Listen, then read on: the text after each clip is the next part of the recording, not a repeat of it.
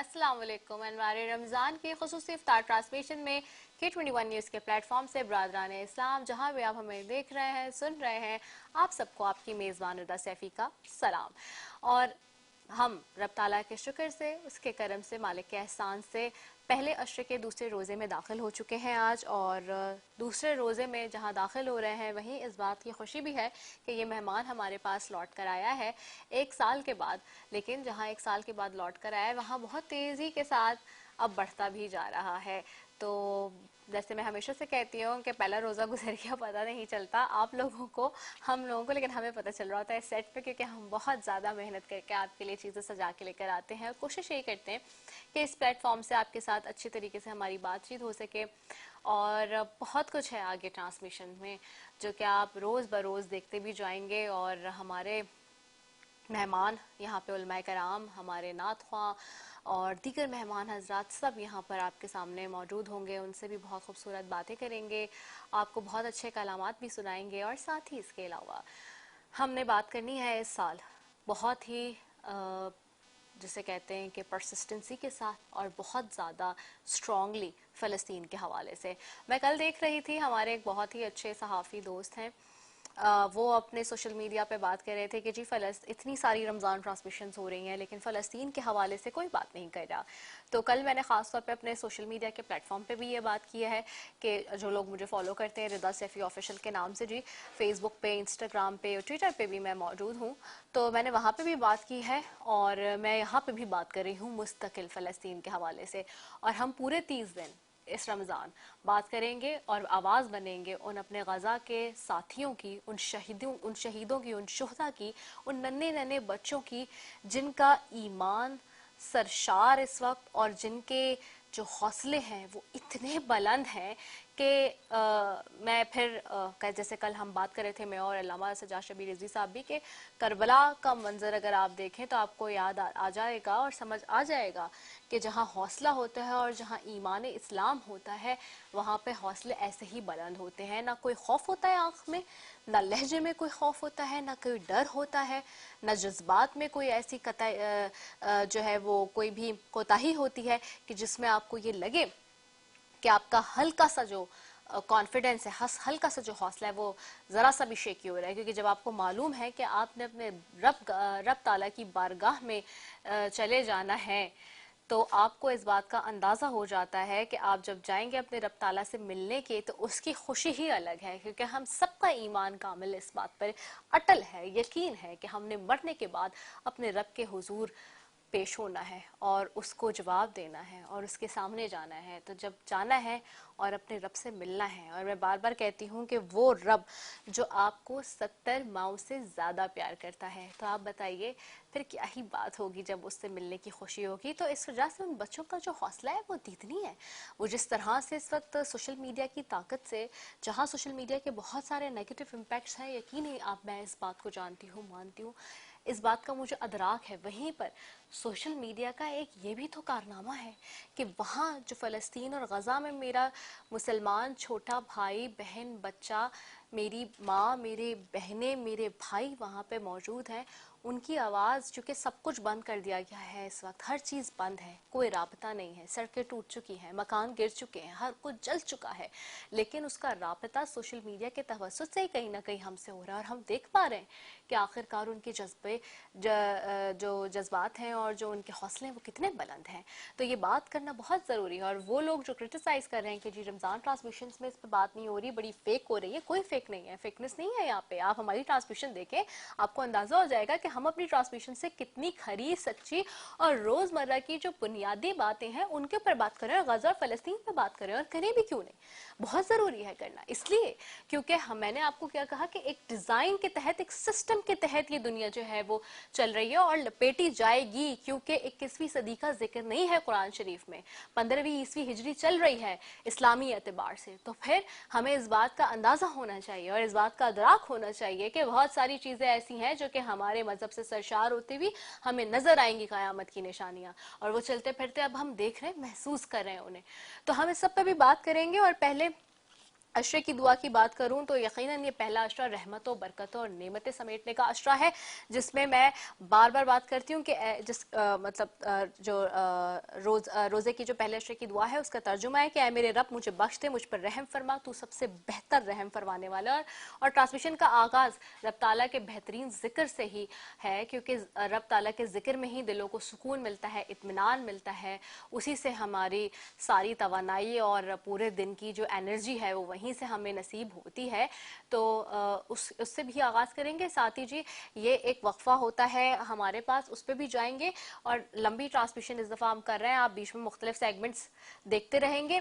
साथ ही साथ जी आज के आउटफिट की भी बात करेंगे। जी आज का आउटफिट हमारे साथ बहुत सारे स्पॉन्सर्स तो हैं ट्रांसमिशन में, आप देख भी रहे हैं, लेकिन आज के आउटफिट की ब्यूटीफुल से बात करें, शैमरिफ्स ने जी भेजा है।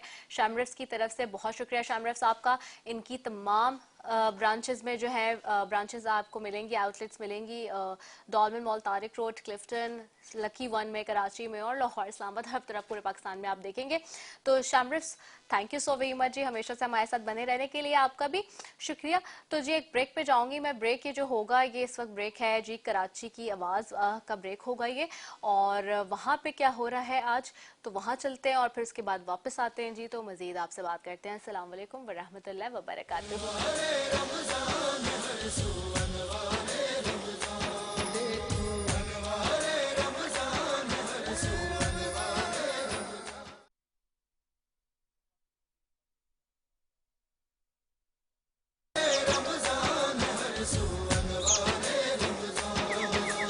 रंगो नूर की बारिश हर जा, रहमत ही रहमत है हर पल, हर मस्जिद हर घर में रौनक, बरकत ही बरकत है हर पल, कर ले अपनी बख्शिश का इस माह में कुछ सामान।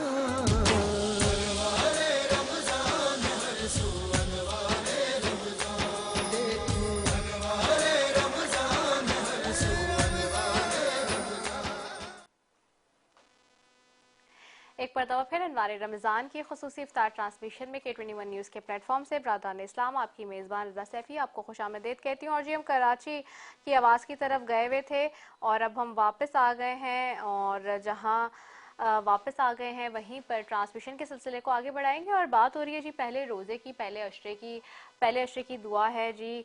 हमने जैसे कि आगाज़ में भी बात की कि रब इग़फ़िर वरहम वअन्त खैरुर राहिमीन, ऐ मेरे रब मुझे बख्श दे, मुझ पर रहम फरमा, तू सबसे बेहतर रहम फरमाने वाला है। बेशक रब ताला सबसे ज़्यादा रहम करने वाला है। और जहाँ खुदावंत ताला का ज़िक्र हो, ज़िक्र मुस्तफ़ा सल्लल्लाहु अलैहि वसल्लम ना हो, उसके लिए हमारे साथ नातख़्वां यहाँ पे मौजूद है, उनकी तरफ जाऊँगी। अस्सलाम वालेकुम, कैसे हैं आप? ठीक हैं? अपना नाम बताइए। बिशारत शिगरी। बिशारत, बिशारत क्या कलाम आज पेश करेंगे, क्या तैयार करके लाए हैं? मैं मदीने से बुलावा आया है। चलिए जी शुरू है। मदीने से बुलावा रहा है, मदीने से बुलावा रहा है, मदीने से बुलावा रहा है, मदीने से बुलावा रहा है, मेरा दिल मुझसे पहले जा रहा है,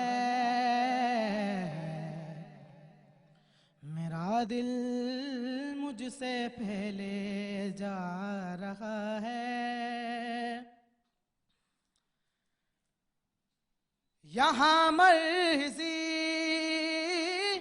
नहीं चलती किसी की, यहाँ मर्जी नहीं चलती किसी की, मदीने वाला ही बुलवा रहा है, मदीने बुलवा रहा है। मेरा दिल भी तू अपने साथ ले जा, मेरा दिल भी तू अपने साथ ले जा। अकेला क्यों मदीने जा रहा है, मदीने से बुलावा रहा है। ये चक्की सही यदा की चल रही है, ये चक्की सही यदा की चल रही है। ज़माना जितना लंगर खा रहा है, ज़माना जितना लंगर खा रहा है। बशारत बहुत ही खूबसूरत अंदाज में गुलाय अकीदत पेश कर रहे थे। और आज जिस मौजू को हम ट्रांसमिशन का हिस्सा बना रहे हैं, आज का मौजू हमारा तकवा और परहेजगारी है नाजरीन, और इस पर हम लंबी और तफसीलन गुफ्तगू करेंगे। तकवा और परहेजगारी इंसानी ज़िंदगी का शर्फ है, और तकवा ज़िंदगी की वो सफ्त है जो तमाम अंबिया की तालीम का निचोड़ है, और ये वो कीमती सरमाया है जिसके ज़रिए अल्लाह ताला की रज़ामंदी और कुर्ब आसान हो जाता है। तो आज हम इस पे बड़ी डिटेल में बात करेंगे अगले सेगमेंट के अंदर भी, लेकिन इस वक्त जो हम सेगमेंट है वो आपको पता है कि ख़वातीन का चूँकि इस वक्त बहुत देरीना मसला जो होता है वो खाना पकाने का होता है कि जी क्या बनाए, क्या झटपट बना के सबको खिलाना है, इफ्तार में क्या तैयारी करनी है। तो इस वक्त ये जो मसला है वो हल हो रहा है हमारे किचन में। तो अभी हम जाएंगे जी किचन के सेगमेंट पे, और आज देखते हैं अनवारे रमज़ान के किचन सेट पे क्या बन रहा है और ख़वातीन का देरीना मसला कैसे हल हो रहा है। तो वहाँ जाते हैं, उसके बाद वापस आएंगे, यहीं से ट्रांसमिशन के सिलसिले को आगे बढ़ाएंगे। अस्सलाम वालेकुम वरहमतुल्लाहि वबरकातुहू।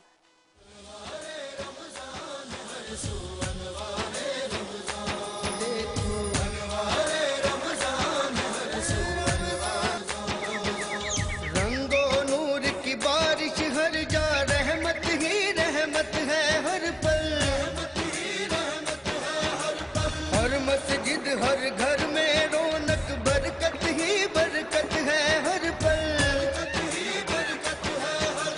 कर ले अपनी बख्शिश का इस माह में कुछ सामान।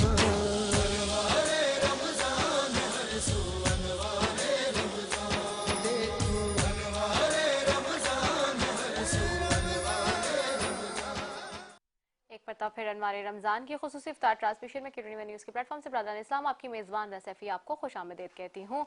और हम दूसरे रोज़े के अब इफ्तार की जानिब बढ़ रहे हैं। कुछ ही लम्हात, कुछ ही घंटे रह गए हैं, यानी कि अगर अभी देखा जाए तो वक्त हो रहा है ऑलमोस्ट 5:30 का, तो यानी कि एक सवा घंटा 1.5 घंटा रह गया, जिसके बाद जो है वो रोज़ा इफ्तार कर रहे होंगे लोग अपने घर में। और इस वक्त ख़वातीन, मुझे मालूम है कि बड़ा जो देरी ना मसला होता है उसको कर रही थी, और शेफ़ की तरफ हम गए हुए थे और वो आपको बताए थे कि झटपट 15-20 मिनट में आप क्या बना सकते हैं और क्या जो है वो इफ्तार में पेश कर सकते हैं। इसके अलावा जी बात करूं अगर मैं आज के मौजू की, तकवा परहेजगारी के हवाले से आज हम बात कर रहे हैं रहमत और बरकतों का अशरा, पहला अशरा।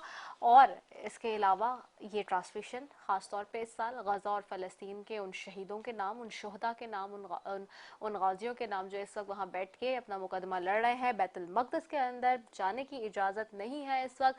इजराइल ने जो जुल्म व बर्बरियत के पहाड़ ढाए हुए हैं उसके ऊपर भी बात हो रही है। ये चीज़ें चलेंगी। ट्रांसमिशन के स्पॉन्सर्स की भी हम बात करेंगे जी, और हमारे ट्रांसमिशन के स्पॉन्सर्स की तरफ भी मैं जाऊंगी, लेकिन उससे पहले आज के आउटफिट की बात करती हूँ। आज का ब्यूटीफुल सा आउटफिट हमें जी स्पॉन्सर किया है शामरफ्स ने। Thank you शामरफ्स for sending us this beautiful outfit. जी आगे बढ़ूंगी, मेरे साथ इस सेगमेंट में मेहमान हैं, उलमा कराम हैं, नातख्वां हैं, और उन सबके साथ हम बात करेंगे। और जहाँ मेहमानों की और उलमाए कराम की बात हो रही है, वहीं पर जी आपसे भी बात होगी इस सेगमेंट में। स्क्रीन पे नंबर है गिवन 0213413448 हमारा, اور اس پہ آپ کال کر سکتے ہیں اور بات کر سکتے ہیں ہم سے. ہمارے علماء کرام سے کوئی سوال اگر آپ چاہتے ہیں تو آپ وہ پوچھ سکتے ہیں, اس پہ بات کریں گے. اور اس سیگمنٹ کو آغاز کریں گے. آغاز کے ساتھ جی میں سب سے پہلے میرے ساتھ موجود ہیں یہاں پہ مفتی محی الدین احمد مسوری صاحب, ان کو خوش آمدید کہوں گی. السلام علیکم مفتی صاحب, بہت شکریہ ہے آپ کو رمضان کی مبارکباد. کیا ہمارے سیٹ پہ یہاں موجود ہیں, میرے ساتھ موجود ہیں سیدہ الشبہ ابرار, ان کو خوش آمدید کہوں گی. بہت شکریہ الشبہ, کیسی ہو, کیا حال ہے آپ کا؟ السلام علیکم, میں بالکل ٹھیک, آپ کیسی ہیں؟ وعلیکم السلام, جیتی رہو, خوش رہو, میں ٹھیک ہوں. یہ بتاؤ کہ آج کون سا کلام ہے جو کہ پیش کرو گی؟ رمضان کا مہینہ ہے, بابرکت مہینہ ہے, تو کعبے کی رونق میرا سب سے پسندیدہ چلو کلام جی ہے. یہیں سے شروع کرتے ہیں, شروع کیجئے. کعبے کی رونق, کعبے کا منظر, کعبے کی رونق, کعبے کا منظر, اللہ اکبر, اللہ اکبر, اللہ اکبر, اللہ اکبر. دیکھوں تو دیکھیں جاؤں برابر, دیکھوں تو دیکھیں جاؤں برابر, اللہ اکبر, اللہ اکبر, اللہ اکبر, اللہ اکبر. اور مانگی تھی میں نے جتنی دعائیں, مانگی تھی میں نے جتنی دعائیں, منظور ہوں گی, مقبول ہوں گی, منظور ہوں گی, مقبول ہوں گی.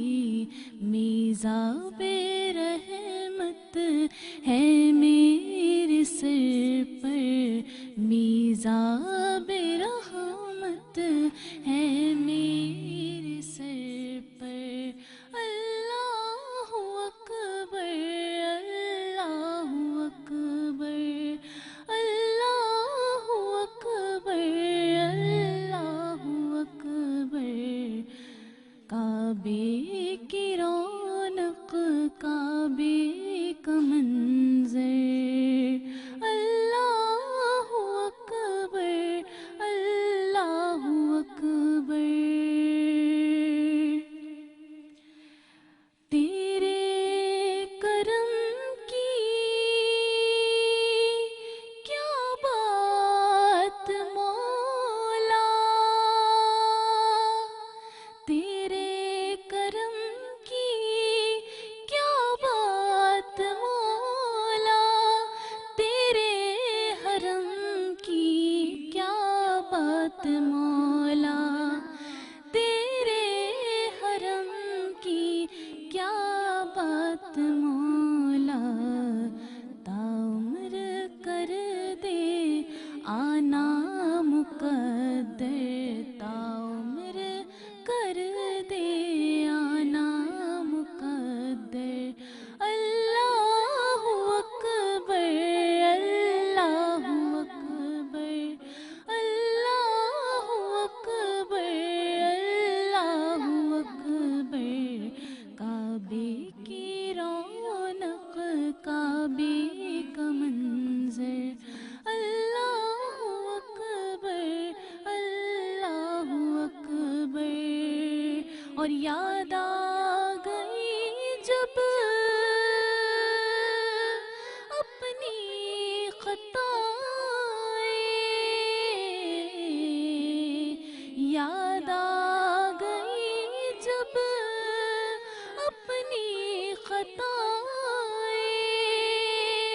اشکوں میں ڈھلنے لگی التجائیں, اشکوں میں ڈھلنے لگی التجائیں، رویا غلاف کعبہ پکڑ کر، رویا غلاف کعبہ پکڑ کر، اللہ اکبر اللہ اکبر اللہ اکبر اللہ اکبر، کعبے کی رونق کعبے کا منظر، کعبے کی رونق کعبے کا منظر، اللہ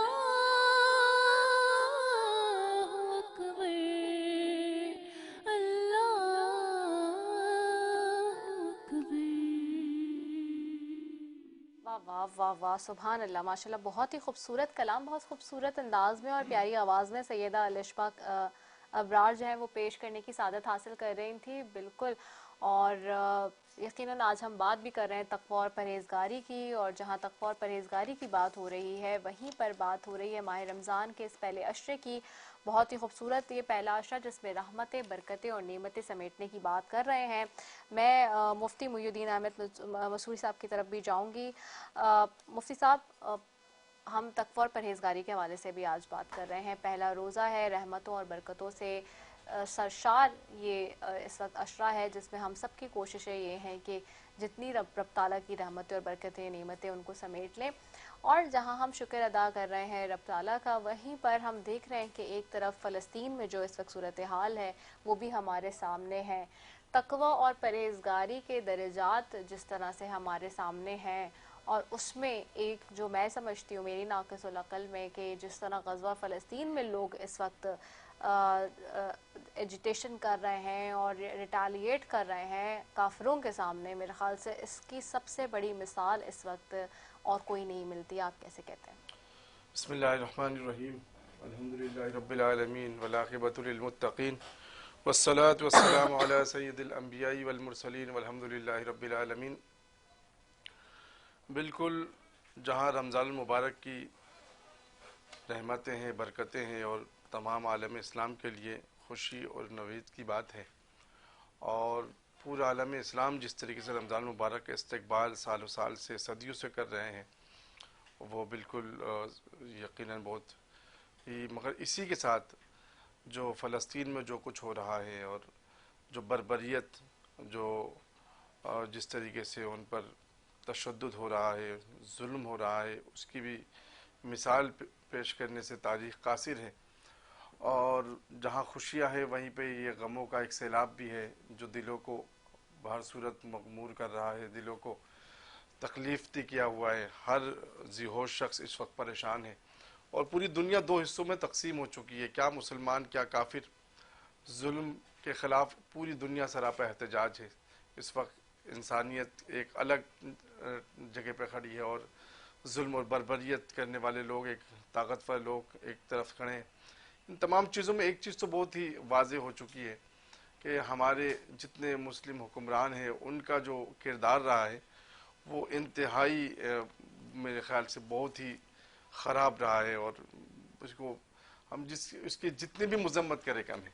میں رمضان پہ بعد میں کروں گا، جب یہ بات چھڑی گیا تو میں یہ کہوں گا، اور ہم کہنے میں حق بجانب ہے کہ ہم جب ظالموں کی تذکرہ کرتے ہیں، ظالموں کا نام لیتے ہیں، کہتے ہیں کہ ظالم، تو ایک بڑا ظالم کا نام جو ہمارے سامنے ہے، ہم پڑھتے ہیں، ہم نے تاریخ میں پڑھا ہے، ہم سنتے ہیں، حجاج بن یوسف، جس کے ظلم اور بربریت کی داستان سے آج بھی دنیا کپ کپاتی ہے، جس نے زمانہ امن میں 1 لاکھ سے زیادہ لوگوں کو قتل کیا، اور اتنا بڑا ظالم تھا کہ اس کے بارے میں حسن بصری رحمۃ اللہ علیہ جیسے بزرگ صوفی حضرات نے کہا کہ یہ وقت کا فرعون ہے، اس امت کا فرعون ہے، اور اس کے انتقال پر عبدالعزیز عمر بن عبدالعزیز رحمۃ اللہ علیہ اور حسن بصری رحمۃ اللہ علیہ سجدے میں چلے گئے، اور جا کے اللہ سے دعا کی کہ اللہ تبارک و تعالیٰ تیرا لاکھ لاکھ شکریہ کہ آپ نے جو ہے ہمیں جو ہے اس ظالم اور اس امت کے فرعون سے ہمیں نجات دلائی ہے۔ اتنا بڑا ظالم تھا، پر اس ظالم کا ایک کردار اگر میں آپ کو بیان کروں کہ تاریخ میں ہم نے پڑھا ہے کہ محمد بن قاسم ہندوستان پہ آئے، سندھ پہ داخل ہوئے، اور ان کے آنے سے سندھ میں اسلام کا بول بالا ہوا، اسلام بے شک۔ پھیلا ہے۔ اس کا پس منظر اگر دیکھیں تو آپ نے یقیناً سنا ہوگا، پڑھا ہوگا کہ چند مسلمان تاجر جو ہندوستان تشریف لائے، جس میں خواتین بھی تھے، بچے بھی تھے، اور تاجروں کو یہاں پہ یرغمال بنایا گیا، ان سے مال و متاع چھین لی گئی، ان کو پابند سلاسل کر دیا گیا۔ جب یہ خبر اس ظالم تک پہنچی، حجاج بن یوسف تک پہنچی، تو حجاج بن یوسف نے غیرت کا مظاہرہ کرتے ہوئے، تمام تر صلاحیتوں کو بروئے کار لاتے ہوئے، ایک مضبوط اور متحرک لشکر کو ہندوستان کے ظالموں اور جابر حکمران کی سرکوبی کے لیے بھیجا، اور تب تک نہیں رکے تب تک کہ وہ تاجر آزاد نہیں ہو گئے، مسلمان آزاد نہیں ہو گئے۔ وہ چند خواتین کی چیخیں تھی، اور آج تقریباً 20 لاکھ مسلمانوں کی چیخیں، اور ان میں شہداؤں کی ایک بڑی تعداد بچوں اور خواتین کی، اور باوجود اس کے ہمارے مسلم حکمران بالکل خاموش تماشائی بنے بیٹھے ہیں۔ تو ہم کیا کہیں کہ تاریخ کے اس ظالم کو ظالم کہے، آج کے حکمران کو ظالم کہے۔ یہ ایک بہت بڑا ایک بہت دکھ اور غم کی بات ہے۔ تو میں تو یہی ہم سب احتجاج کر سکتے ہیں، اور میں پورے پاکستان سے یہی کہوں گا کہ بالکل آپ احتجاج کریں، احتجاج ہمارا حق ہے، اور دل سے بھی کریں، اور جس قدر سپورٹ ہو سکے فلسطینیوں کے لیے ہمیں کرنا چاہیے۔ اور اسی ضمن میں ایک بات یہ بھی کروں گا کہ اس وقت پورے عالم اسلام کے جو خاص کر کے مسلمان عوام ہیں، جو عام لوگ ہیں، ان کا دل تو دھڑک ہی رہا ہے۔ صرف نہ دھڑکے، صرف اپنے دعاؤں میں بھی یاد رکھیں، اور جتنا تعاون ہو سکے وہ فلسطینیوں کے لیے کریں۔ اس وقت زمین کے اوپر اور عرش کے نیچے اگر کوئی ہمارے مسلمانوں کی مدد کے اگر کوئی مستحق ہے، دعاؤں کا کوئی مستحق ہے، اور کوئی تعاون کا مستحق ہے، تو وہ اس وقت فلسطین کے غزہ کے مسلمان ہیں، ان کی بالکل کرنی چاہیے۔ یہ تو ایک بات تھی۔ دوسرا تقوی کی جہاں تک بات ہے، تقوی کیا ہے؟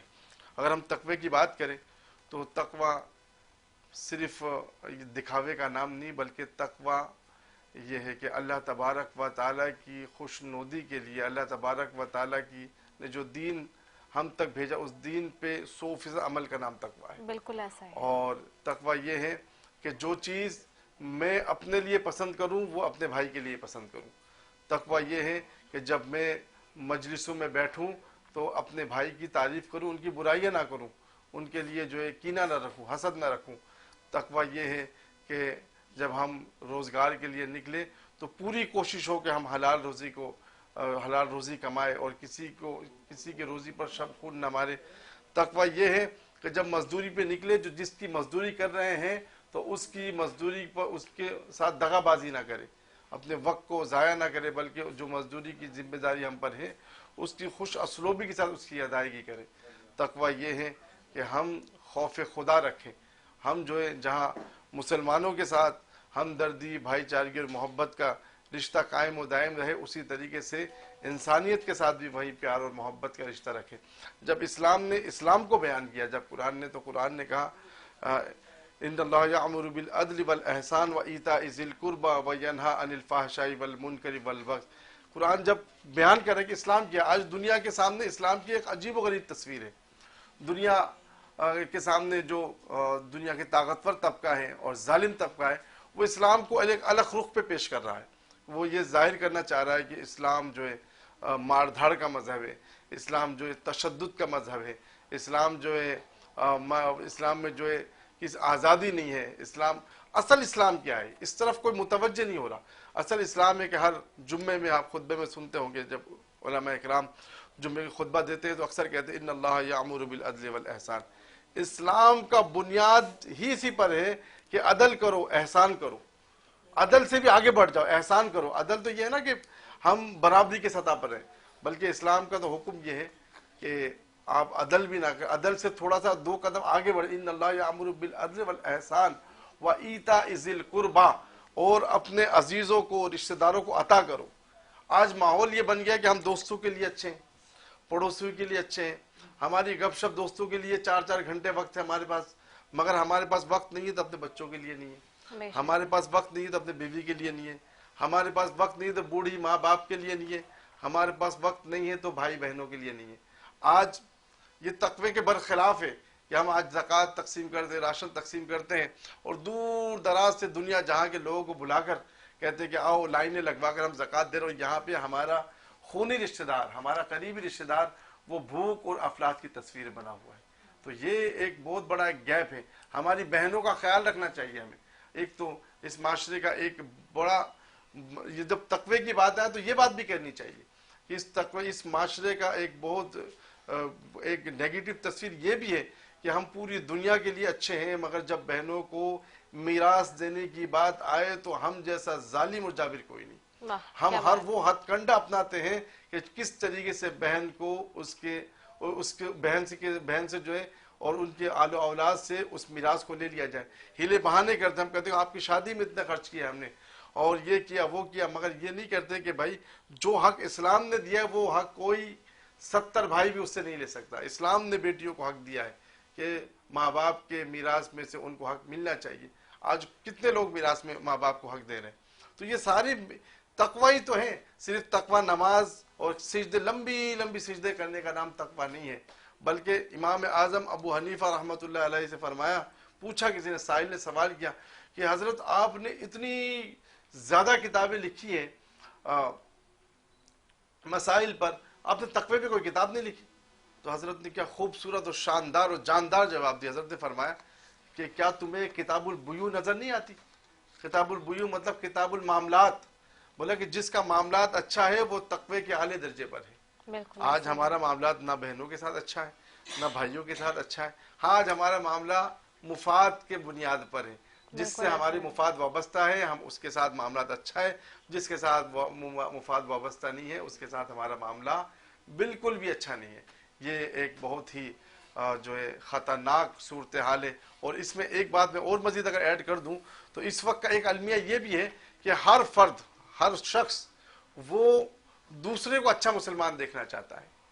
دوسرے کے بارے میں، یار ایک مسلمان ہونے کی حیثیت سے تمہیں یہ نہیں کرنا چاہیے اور ایک دیندار ہونے کی حیثیت سے تمہیں یہ نہیں کرنا. مگر جب اس پر یہ بات کی جائے کہ یار آپ کیا کہہ آپ نے کیا، میرا معاملہ میں جانوں میرا رب جانے. بلا شبہ بہت اچھی، بہت بالکل ایسا ہی ہے. بہت خوبصورت بات کی مفتی محی الدین صاحب آپ نے. اور میرے ساتھ یہاں پہ بھی جوائن کری ہیں جی نصرت واحد صاحبہ بھی. آپ انہیں ہمارے ساتھ دیکھتے رہتے ہیں ویسے تو ٹاک شوز وغیرہ میں، سیاسی شخصیت ہیں، فارمر ایم این اے ہیں پاکستان تحریک انصاف سے. ان کو بھی خوش آمدید کہتی ہوں. بہت شکریہ نصرت واحد صاحبہ فار جوائننگ اس. آپ کو روزے کی بہت بہت مبارکباد اور رمضان المبارک کی بہت بہت مبارکباد. تو سیاست تو چل ہی رہی ہے اس وقت پیک پہ اپنے، اگر میں یہ کہوں تو غلط نہیں ہوگا، اور سیاست میں عبادت کے سلسلے بھی اس وقت چل رہے ہیں. کیسے گزر رہے ہیں روزے؟ بسم اللہ الرحمن الرحیم. الحمدللہ روزے میرے بہت اچھے چل رہے ہیں. مبارک ہو آپ کو بھی. آج تو خیر دوسرا ہی روزہ ہے لیکن بس یہ ٹائم اس وقت ایسا ہوتا ہے کہ گلا خشک ہونا شروع ہو جاتا ہے. باقی ادروائز تو بھوک وغیرہ ٹھیک ہے، کوئی نہیں، کوئی فرق نہیں پڑتا اتنا. اس دفعہ ویسے اتنی گرمی کے روزے ہیں بھی نہیں، یہ اللہ تعالیٰ کا بڑا کرم کراچی ہوا کا ہے. موسم بہت بہت بہتر ہے، بہت بہتر ہے. بہت اچھا ہوا ہے. تو سیاست تو آپ کو پتہ ہے بہت ہی کچھ الٹ پلٹ سی گئی ہے. وہ سیاست نہیں رہی بلکہ کچھ اور بن گیا ہے اس کا. تو اب دیکھیں نئی حکومت نے حلف برداری بھی کر لی ہے اور بہت ساری چیزیں ایسی ہو گئی ہیں جس سے امید رکھتے ہیں کہ آگے چیزیں بہتری کی طرف ہوں. تو لیکن جتنا بگاڑ ہو چکا ہے اس وقت ملک میں، اکانومی جتنی زیادہ بگڑ چکی ہے، اس میں بہت مشکل نظر آتا ہے کہ نمبر ایک تو یہ 5 سال پورے کر لیں، اور اگر پورے نہیں کرتے تو میکسیمم 1 سال یا 1.5 سال کی حکومت ہے یہ. اس میں کیسے یہ لوگ اس چیز کو کہاں تک لے کے آئیں گے کہ اکانومی ہماری بہتر ہو جائے؟ کیونکہ سب سے پہلے ایک تو ظاہر پیسفل ہونا ملک کا بہت زیادہ ضروری ہے، کیونکہ جس طرف اس وقت ہم لوگ جا رہے ہیں اس میں پیس بہت دور ہوتا ہوا نظر آ رہا ہے. کیونکہ جس قسم کی حرکتیں ہو رہی ہیں، یہ چیزیں ہو رہی ہیں، وہ آپ اپنے لیڈرز کو بھی قابو کر لیں، ان کو بھی جیل میں ڈال لیں، سب کچھ کر لیں، لیکن جو 60% آف یوتھ ہے وہ جو آپ کے ساتھ ہے، جو غصہ ان کے اندر ہے، اس کو کیسے قابو کریں گے؟ کیونکہ خوف کا جو پہلو تھا ایک پہلے کہ لوگ ڈرتے ہیں، مار سے ڈرتے ہیں، جیل میں جانے سے ڈرتے ہیں، یا اس طرح قسم کی چیزوں سے ڈرتے ہیں، اب تو اتنا کچھ ہو چکا ہے 16 ماہ کی حکومت میں. اور اس کے بعد جو دوسری آئی ہے انٹرم گورنمنٹ، اس نے بھی جو کچھ بھی کیا ہے، اس کے بعد لوگوں کے اندر سے وہ ڈر ختم ہو گیا ہے. اب کسی کو خوف نہیں ہے کہ میری جائیدادیں ضبط ہو جائیں گی، میرے گھر کو توڑ پھوڑ کر لیں گے یا مجھے لے کے چلے جائیں گے. ایون آپ دیکھیں ماؤں کے گریبان کھینچیں، کس کس طرح کا لڑکیوں کے اوپر ظلم و ستم ہوا ہے. ابھی بھی ہماری 72 سال کی ڈاکٹر یاسمین جو بہت ہی کوالیفائڈ اور بہت ہی زبردست خاتون ہے، وہ ابھی بھی پچھلے 9 مہینے سے جیل میں ہے. عالیہ حمزہ جو 3 بیٹیوں کی ماں ہے، اس کے بچے کتنے زیادہ اس کے لیے پریشان ہوتے ہیں، لیکن ظاہر فرق نہیں پڑتا. حکومت کرنے والے صرف یہ سوچتے ہیں کہ ہم تو حکومت میں ہیں نا، باقی خیر ہے. تو دیکھیں اللہ خیر ہی رکھے اس پاکستان کے لیے، ورنہ جس جگہ پہ ہم پہنچ چکے ہیں اس میں بہت ڈر لگتا ہے، بہت ڈر لگتا ہے. ٹھیک ہے. اب ہم ابھی بات کریں غزہ اور فلسطین کے حوالے سے. آپ کی پارٹی اس پہ کیا سوچ رکھتی ہے؟ اور جو اسرائیل کی بربریت اور جاریت اس وقت جاری ہے، جس طرح کی دہشت گردی کا بازار گرم ہے وہاں پہ، آپ کیسے سمجھتی ہیں فلسطین اور غزہ کی سچویشن کو لے کے؟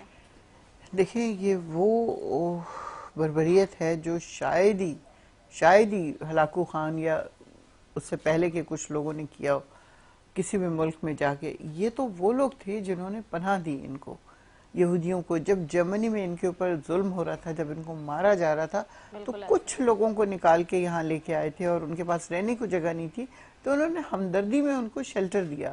اور پھر آہستہ آہستہ آبادی بڑھنا شروع ہوئی، زمینیں اپنی دیتے گئے، یہاں تک کہ یہ نوبت آ گئی کہ فلسطینیوں کو نکال باہر کیا اور خود قبضہ کر لیا. تو اور وہ ایسی جگہ ہے جس پہ میرے خیال میں تینوں مذاہب جو ہیں، مسلم، یہودی اور عیسائی، تینوں کے تینوں کلیم کرتے ہیں کہ ہماری جگہ ہے، مقدس جگہ ہے. تو اس جگہ کا ہی لحاظ کر لیتے جب آپ کے خیال میں وہ جو دیوار گریہ ہے وہ آپ کی ہے اور آپ وہاں کھڑے ہو کے عبادت کرتے ہیں، روتے ہیں، پریشان ہوتے ہیں، تو آپ باقیوں کو کیوں نہیں ادھر جانے دیتے، نماز پڑھنے دیتے مسجد اقصیٰ کے اندر؟ کیا آپ نے دیکھی ہے اس قسم کے سین جنگ سے پہلے کے ہیں کہ جب وہ کتے لے کے انٹر ہو جاتے تھے مسجد میں، جوتے پہن کے انٹر ہو جاتے تھے، وہ اتنا خوفناک ہوتا تھا کہ دل یہاں بیٹھے بیٹھے دہل جاتا تھا کہ ان کو پتہ نہیں ہے کہ یہ مقدس جگہ ہے. اگر مسلمانوں کے لیے مسجد مقدس ہے تو تمہارے لیے بھی تو کچھ اور جگہ مقدس ہیں. کیا وہاں جا کے مسلمان یہ سب کچھ شروع کر دیں گے؟ اور پھر جس طرح ان لوگوں نے بچوں کو اور عورتوں کو اور ہاسپٹلز کو، شیلٹرز کو، جو بھوکے لوگ ہیں وہ کھانے کے لیے جا اکٹھے ہو رہے ہیں، وہاں پہ فائرنگ کر کے جس طرح مار رہے ہیں یہ لوگ، ان کا کیا خیال ہے یہ اسی طرح خیریت سے نکل جائیں گے؟ اللہ ایسے نہیں نکلنے دے گا. اسی دنیا میں مکافات عمل ہوتا ہے اور ایک دن آئے گا کہ یہ بہت جلد اپنی غلطی کو ریئلائز کریں گے، کیونکہ فلسطین تو ہار ماننے والے نہیں ہیں. ایک بچے سے کسی نے پوچھا، زخمی بچے سے، بیٹا آپ کا کیا ارادہ تھا، آپ کیا بننا چاہتے تھے بڑے ہو کے؟ تو وہ کہتا ہے آپ کو پتہ ہے نا گھاس نہیں نکلتی ہے تو اس کو کاٹ دیتے ہیں، تو ہم تو گھاس پھوس ہیں ان کے لیے، ہم تو انسان ہیں ہی نہیں، یہ تو ہمیں بس کاٹ دیتے ہیں. ہمیں تو بڑے ہو کے کچھ بننے کا تو بہت بات کی بات ہے، ہم زندہ رہیں گے تو کچھ کریں گے نا. تو لٹرلی ہم نے یہ دیکھا کس طرح نن جانیں مری ہیں، کس طرح تکلیف، اور کہ مجھے مطلب یہ بات سمجھ نہیں آتی کہ کوئی انسان اتنا کرول کیسے ہو سکتا ہے کہ بالکل ایسی بات ہے. بند ہی نہیں کر رہے. جتنی دفعہ جنگ کے لیے وہ ہوا ہے کہ جنگ بندی کی جائے، امریکہ ویٹو کر دیتا ہے. اور ابھی بھی وہاں حالات بہت خراب ہیں. اور یہ ٹرانسمیشن پورے 30 دن میں نے کہا غزہ اور فلسطین کے حوالے سے اس پہ بات کریں گے، کیونکہ مسلمانوں کے اتحاد اور نفاق کی بات ہو رہی ہے. 57 کل ہم نے بات کی مسلم ممالک ہیں، اور کیا ایک بھی مسلم ملک ایسا نہیں ہے کہ جو آنکھوں میں آنکھیں ڈال کر بات کر سکے اور کہہ سکے کہ جی نہیں، بس اب نہیں. تو یہاں پہ ایک وقفے کی طرف بھی جانا ہے میں نے جی، تو ایک وقفہ لیں گے، وقفے کے بعد واپس آ رہے ہیں. السلام علیکم ورحمۃ اللہ وبرکاتہ.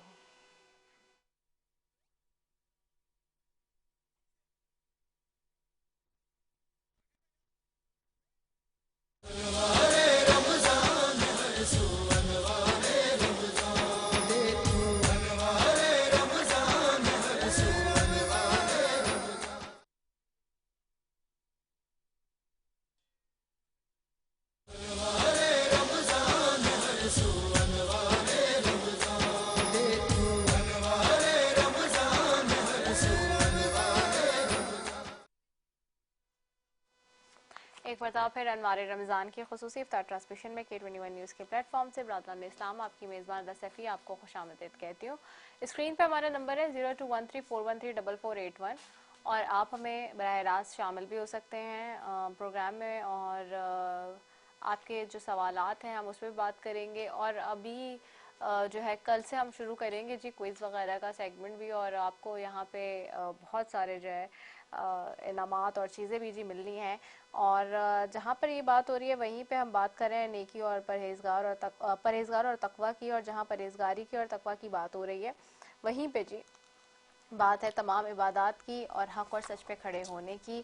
اور تقویٰ ہی کل قیامت کے دن نجات دلانے والی کشتی ہے ناظرین. اگر دیکھا جائے تو تقویٰ مومنین کے لیے بہترین لباس اور بہترین زاد راہ ہے. یہ وہ عظیم نعمت ہے جس سے دل کی بندشیں کھل جاتی ہیں، جو راستے کو روشن کرتی ہیں، اور اسی کی بدولت گمراہ بھی ہدایت پا جاتا ہے. تقویٰ ایک ایسا قیمتی موتی ہے کہ اس کے ذریعے برائیوں سے بچنا اور نیکیوں کو اختیار کرنا آسان ہو جاتا ہے.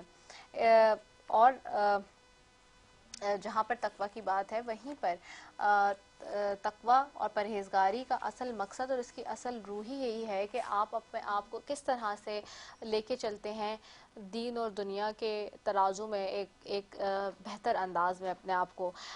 آگے بڑھوں گی اور میرے ساتھ چونکہ یہاں پہ موجود ہیں جی سیدہ الشبہ ابرار بھی، تو ان کی طرف چلوں گی اور چاہوں گی کہ 2 اشعار نعتیہ جو ہیں وہ بارگاہ رسالت میں پیش کرنے کی سعادت حاصل کریں. حضور میری تو ساری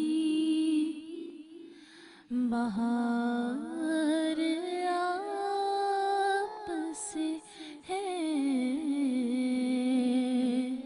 حضور میری تو ساری بہار آپ سے ہے.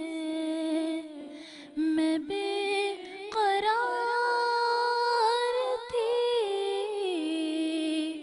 میں بے قرار تھی، میرا قرار آپ سے ہے، حضور میری تو ساری. اور میری تو ہستی ہی کیا ہے، میرے غریب نواز. میری تو ہستی ہی کیا ہے، میرے غریب نواز. جو مل رہا ہے مجھے سارا پیار آپ سے ہے، جو مل رہا ہے مجھے سارا پیار آپ سے ہے. اور محبتوں کا صلہ کون ایسے دیتا ہے، محبتوں کا صلہ کون ایسے دیتا ہے. سنہری جالیوں میں یار غار آپ سے ہے، سنہری جالیوں میں یار غار آپ سے ہے. میں بے قرار، میں بے قرار تھی، میرا قرار آپ سے ہے.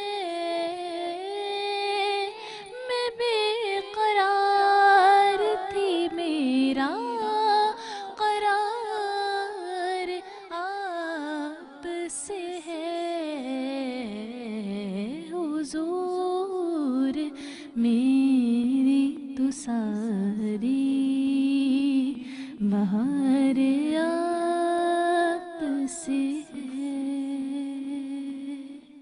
اللہ ماشاءاللہ بہت ہی خوبصورت انداز میں پیش کر رہی تھی، گلائے عقیدت حاصل کر رہی تھی جی سیدہ الشبہ ابرار، اور بہت ہی خوبصورت انداز میں. ساتھ ہی جی جہاں بات ہو رہی ہے تقویٰ اور پرہیزگاری کی، وہیں پہ میں آگے بڑھوں گی اور مفتی صاحب کی طرف. اور مفتی صاحب ہم دیکھ رہے ہیں کہ تقویٰ اور پرہیزگاری کی جہاں بات کر رہے ہیں وہی ہم بات کر رہے ہیں فلسطین اور غزہ کے حوالے سے. 57 مسلم ممالک ہیں، لیکن ہمیں بڑا افسوس ہوتا ہے کہ اس کے باوجود جو ہے اس طرح سے کھل کے آگے نہیں آ رہے معاملات میں جس طرح سے ہونا چاہیے. اور کیا یہ صرف فلسطین کی جنگ ہے؟ فلسطین کے مسلمانوں کی بیت المقدس کا جو اس وقت قبلہ اول کا جو معاملہ ہے وہ تو تمام امت مسلمہ کے لیے ایک ہونا چاہیے، کیا کہیں گے آپ؟ جی مسئلہ یہ ہے کہ یہ قطعاً فلسطینیوں کی جنگ نہیں ہے اور غزہ کے مسلمانوں کا جنگ بھی نہیں ہے. اگر ان کا جنگ تھا تو یہی اعلان آپ نے 50 سال پہلے کرنا تھا. 50 سال تک آپ نے فلسطین کو اعتماد دلایا کہ ہم آپ کے ساتھ کھڑے ہیں اور ہم آپ کے بھائی ہیں اور آپ کے ساتھ زیادتی نہیں ہونے دیں گے. ہم باہر صورت اگر 50 سال تک، اگر 50 سال پہلے اگر آپ ان کو کہہ دیتے کہ نہیں آپ اپنا معاملہ خود دیکھیں، آپ اس کی تحفظ کر سکتے تو خود کریں اور مسلمان ممالک سے کوئی توقع نہ رکھے، تو یقیناً جو مزاحمت آج فلسطین کے عوام کر رہے ہیں حماس کی صورت میں وہ اس وقت بھی کر سکتے تھے. اور اس وقت وہ مطمئن رہیں. اور یہ جو موجودہ جو یہ 7 اکتوبر کا جو واقعہ رونما ہوا، اس واقعہ کی پس منظر بھی یہی ہے کہ انہوں نے بھانپ لیا کہ آہستہ آہستہ مسلم امہ اور مسلم امت کے حکمران جو اس وقت ہیں وہ کہیں نہ کہیں اس مسئلے سے کٹ رہے ہیں اور کہیں نہ کہیں وہ فلسطین کو چھوڑ کر اسرائیل کو قبول کرنے جا رہا ہے. اور آپ نے دیکھا کہ انہی دنوں میں پاکستان میں بھی یہ بازو کو چل رہی تھی کہ بھائی فلسطین کو قبول کر لیا جائے. ایک طبقہ اٹھ کے کبھی پارلیمنٹ میں بھی بولا کرتے تھے. تو ایک بڑا، اور پھر عرب میں بھی اس قسم کی باتیں سامنے آنے لگی. دبئی نے تو باقاعدہ قبول کیا اور تمام ممالک آہستہ آہستہ قبول کر رہے تھے. تو ایسے موقع پہ ان کے پاس دوسرا کوئی چارہ ہی نہیں تھا. تو انہوں نے اپنے مدد آپ کے تحت اللہ تبارک و تعالیٰ کا نام لے کر میدان عمل پہ کود پڑے. اور یہ کوئی ٹھیک ہے، پریشانیاں ہیں، کٹ رہے ہیں، شہادت ہے، افسوسناک، مگر یہ مسلمانوں کے حوصلوں کو کچھ نہیں کر سکتے. دنیا کی تاریخ اگر اٹھا کر دیکھیں تو تاتاری آئے اور چلے گئے. آج پوری عالم میں تاتاریوں کے نسل میں سے کوئی نہیں ہے. اور منگول آئے، منگولوں نے کون سا ظلم اور بربریت نہ کیا ہو، مگر انہوں نے پورا سوچا کہ مسلمانوں کو تباہ و برباد کر دیں گے. پر مسلمان ہیں اور منگولوں کا نام و نشان نہیں ہے. یہ یہودی ان یہودیوں سے کبھی بھی اچھائی کی توقع رکھنا یہ احمقوں کی جنت میں رہنے کے مترادف ہے. آپ علیہ الصلوۃ والسلام کی زندگی کو اگر دیکھیں، سرور کونین شافی محشر ساقی کوثر رحمت للعالمین صلی اللہ علیہ وسلم نے خود ان کے ساتھ معاہدے کیے، مگر ان لوگوں نے اس معاہدے کے پشت پشت آپ علیہ الصلوۃ والسلام کو قتل کرنے کی کئی مرتبہ کوشش کی، مگر ناکام اور نامراد ہوئے. یہاں تک کہ آپ علیہ الصلوۃ والسلام نے غزوہ بنو قریظہ اور غزوہ بنو نذیر اور خیبر کے ساتھ ان کو شکست فاش دے کر ان کو جزیرہ عرب سے نکال دیا اور وصیت کی کہ میری خواہش ہے کہ یہ جزیرہ عرب میں داخل نہ ہو. حضرت عمر بن خطاب رضی اللہ تعالیٰ عنہ نے ان کو باقاعدہ جزیرہ عرب سے نکالا. اور یہ وہ سازشی قوم ہے جنہوں نے اپنے انبیاء علیہ الصلوۃ والسلام تک سے دغا بازی کی ہے. میں تو ورطہ حیرت میں ہوں کہ مسلمان یہودیوں کو کے بارے میں کیا مثبت سوچتے کیسے ہیں. کیا ان کو قرآن مجید جب شروع ہوتی ہے، جب ہم سورہ فاتحہ پڑھ کر جب قرآن میں پہلی سورہ میں جاتے ہیں، سورہ بقرہ پورا کا پورا سورہ بقرہ ان دجالوں اور ان حرام خوروں، بے ایمانوں، کذابوں کی شرارتوں سے بھرا پڑا ہے. ان کی کارستانیاں ہیں اس میں کہ وہ کس قسم کی کارستانیاں کیا کرتے تھے. ان کی پوری زندگی مکر و فریب کا آئینہ دار ہے کہ وہ زندگی، ان کا پورا زندگی مکر و فریب کے ساتھ جڑی ہوئی ہے. ان کے ساتھ کوئی بھلائی کا توقع رکھنا یہ انتہائی احمقوں کی جنت میں رہنے کی مترادف ہے. اس وقت ان کی جو سب سے بڑی طاقت ہے، اور میں جو سمجھتا ہوں، میری اپنی جو ہم نے اس میں بڑا ایک کام کرنے کی کوشش کی ہے اور ہم فلسطین کے حوالے سے ایک روز اول سے یہ بات چلانے کی کوشش کر رہے کہ بھائی کم سے کم کچھ نہ ہو تو بائیکاٹ کے عمل کو تو جاری رکھیں.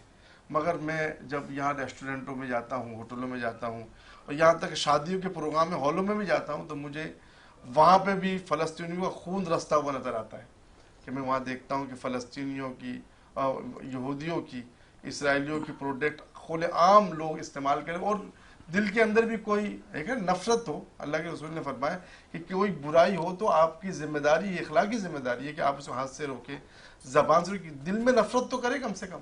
آج وہ نفرت کا مادہ بھی ہمارے اندر نہیں ہے. چند ایک مسلمان ہیں آپ کے اندر ایک تڑپ ہے، اللہ تبارک و تعالیٰ اس تڑپ کو قائم رکھے اور اسی کے بدلے میں اللہ تبارک و تعالیٰ اجر عظیم عطا فرمائے گا.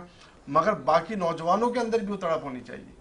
وہ ان کو کوئی فرق نہیں پڑ رہا، وہ اپنے خرمستیوں میں لگے ہوئے. تو یہ اب ہوٹلوں کو دیکھ یہ بائیکاٹ کا جو چھوٹا سا عمل تھا وہ بھی ہم کرنے سے جو ہے قاصر ہے. آج شروع میں جذبات میں آ کے چلو میکڈونلڈ کو ہم نے بائیکاٹ کیا، اس کے بعد اب ہونا یہ چاہیے تھا کہ تمام یوٹیلیٹی اسٹور والے دکاندار وہ اٹھ کر باہر آ جاتے، فلسطینیوں کی محبت میں اعلان جہاد کرتے، اعلان بغاوت کہتے کہ ہم مر سکتے پر یہ پروڈکٹ بیچ نہیں سکتے. اگر بیچنے والا کوئی کمبخت بیچتا تو ہمارا غیرت کا تقاضا تھا تو ہم دکاندار کو جا کر ملامت کرتے کہ یار تمہارے پاس پاکستانی پروڈکٹ نہیں ہے. ایک تو ہماری معیشت کھڈے میں، اور کھڈے میں ہونے کی وجہ بھی ہمیں.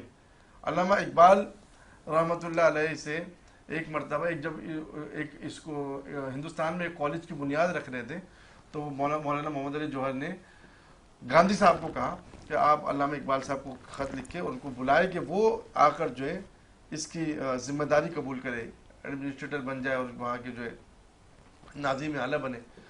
گاندھی صاحب نے ان کو خط لکھا اور انہوں نے بہت ہی خوبصورتی کے ساتھ جو جواب لکھا، وہ جواب میں سمجھتا ہوں ہماری تمام مسائل کا حل ہے.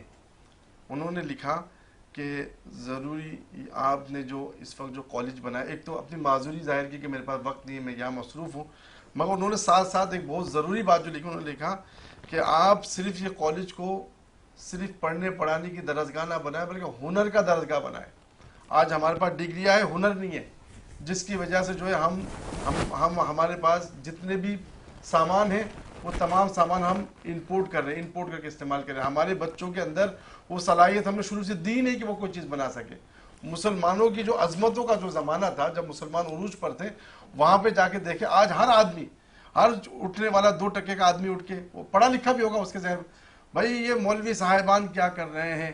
اب مسلمان آپ لوگوں نے مذہب سے آپ نے سائنسدان پیدا نہیں کیا. کس نے کہا مسلمانوں نے سائنسدان پیدا نہیں کیا؟ اب تاریخ تو اٹھا کر دیکھیں کہ مسلمانوں کے زمانے میں سائنسدان کتنے تھے. یہ جو مغلوں کے زمانے کے بعد ہم لوگوں کی قیادت غیر ایسے احمقوں کے ہاتھوں پہ آیا ہے کہ جن کے اندر نہ اسلام کی محبت ہے نہ قوم کی محبت ہے. وہ صرف میں پر جی رہے. ان کا مقصد خاندان کو بدلنا، خاندان کو دینا، خود امیر ہونا. اور یہ سارے کون لوگ ہیں جن کے پاس اقتدار ہے اس وقت؟ ہم اپنے ملک کی اگر بات کریں، یہ وہی لوگ ہیں جن کو انگریزوں نے نوازا ہے. انگریزوں سے جو جہاد ہوئی ہے، جو جنگیں ہوئی ہے، اگر وہ جنگ کرنے والے، وہ لڑنے والے مڈل کلاس طبقے کے لوگ تھے.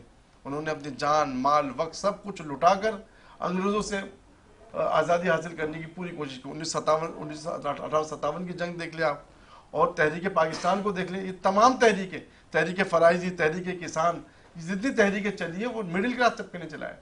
مگر اس کے بعد جب آزادی ملی تو یہ تاجروں نے آ کے جو اس کو ٹیک آف کیا، تاجروں نے آ کے قبضہ کر کے جو پورے ملک کے نظام کو تباہ و برباد کر دیا ہے.